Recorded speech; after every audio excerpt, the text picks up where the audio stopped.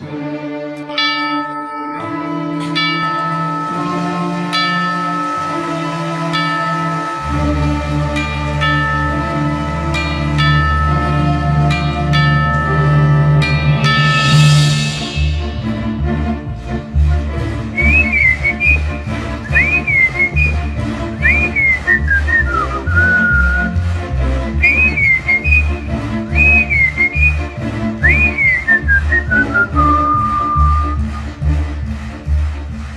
nebunit sălcâmii de atâta primăvară, umblă despuiat prin ceruri cu tot sufletul afară.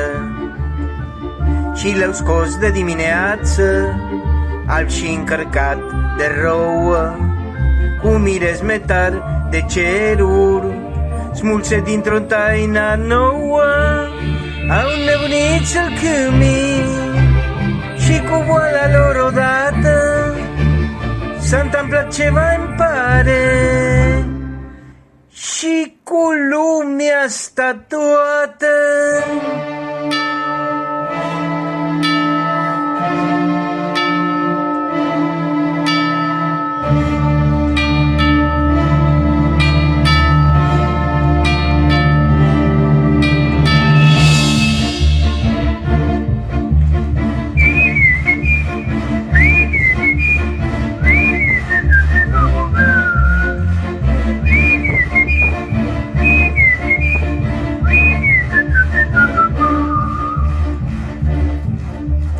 Păsările aiurite își scot sufletul din ele, privejind de dor în multe, calatoare printre stele.